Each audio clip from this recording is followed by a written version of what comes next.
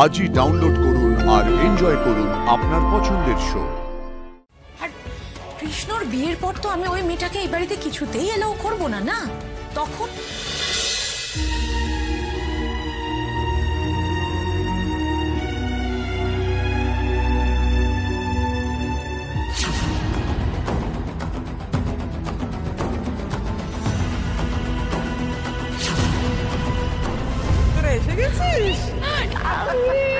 তুমি ভালো আছো ঠাম্মি? খুব ভালো আছি, তোর জন্য একটু মন খারাপ করছিল। মিথ্যে কথা, নির্ঘাত আশা করেছে তোমার কৃষ্ণ একা একাই ফিরবে। মা, শুধু কেন এত অবান্তর কথা বলছো? মানে যেটা হয়ে গেছে সেটা নিয়ে কথা বলে তো কোনো লাভ নেই। আমি বুঝতে পারছি একটু একটু করে আমার ছেলেটা ওই মেয়েটার প্রতি দুর্বল হয়ে পড়ছে। যতই চেষ্টা করুক মায়ের চোখে সে ফাঁকি দিতে পারবে না।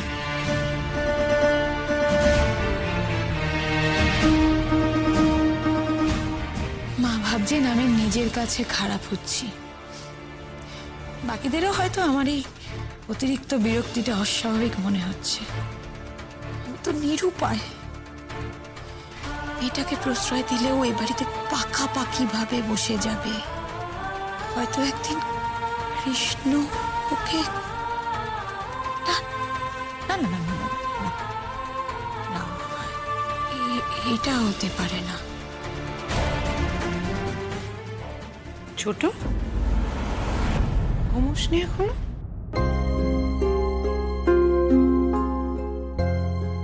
তুমি ঘুমাওনি?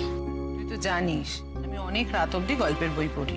এই দরজাটা বন্ধ করতে এসেছি, দেখি তুই দাঁড়িয়ে আছিস। ঘুমোসনি কেন? ঘুম আসছে না? ভাই সত্যি করে বলো তো, আমার যা মনের অবস্থা, আমার পক্ষে কি এখন নিশ্চিন্তে ঘুমানো সম্ভব? এত ভাবিস না তুই, মেয়েটা একটা টেম্পোরারি আপদ। কৃষ্ণের বিয়ে হয়ে গেলে দেখবি ঠিক সরে যাবে। চিন্তা তো শেখা নেই দিদি ভাই। কৃষ্ণর বিয়েটা কি অত সহজ হবে?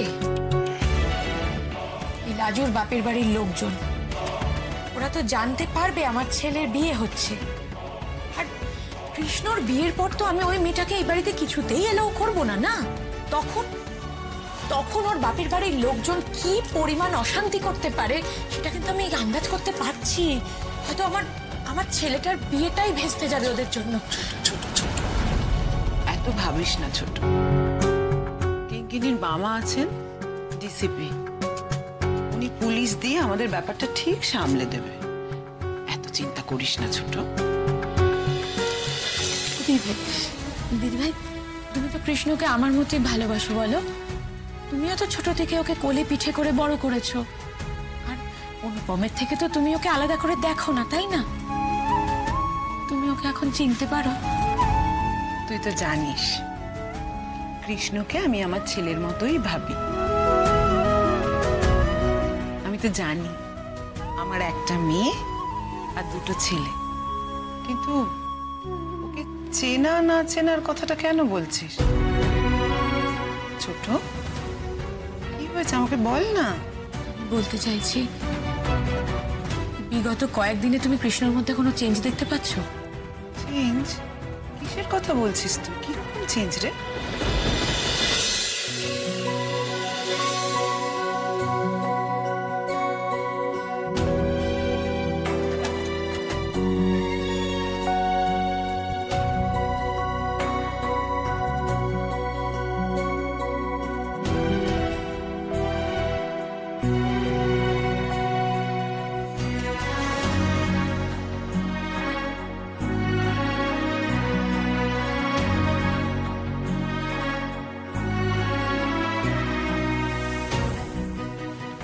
দীপা, ও দীপা, তুমি ওখান থেকে হঠাৎ উঠে চলে এলে, কি হয়েছে গো? কই কিছু হয়নি তো, কি আবার হবে?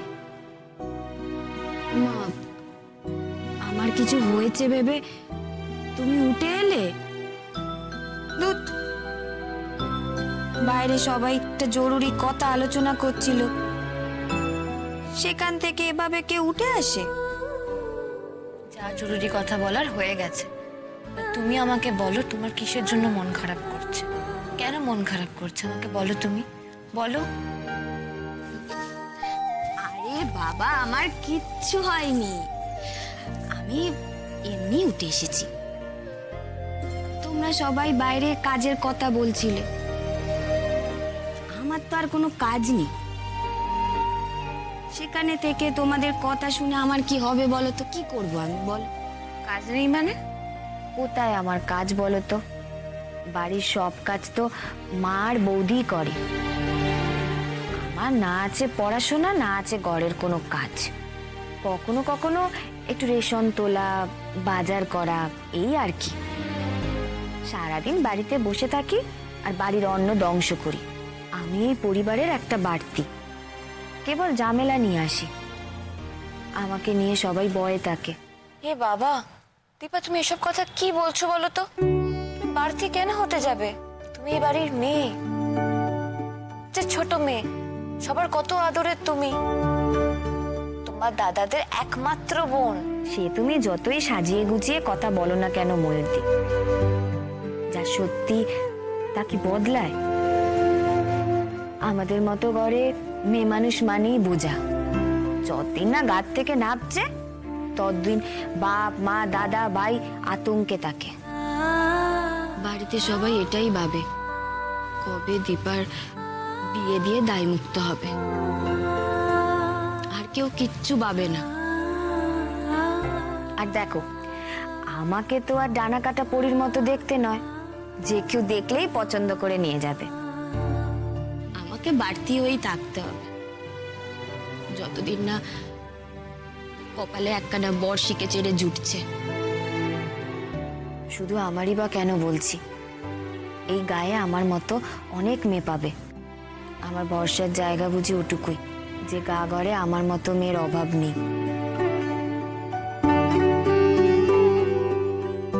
তোমাকে একটা কথা জিজ্ঞেস করবো ময়ূরদি, তুমি কিছু মনে করবে না তো?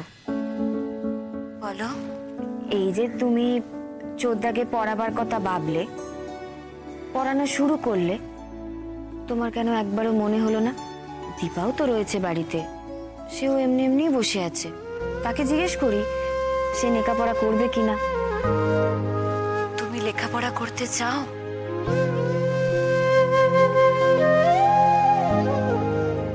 আমাদের মতো ঘরে মেয়েদের আবার চাওয়া আর না চাওয়া।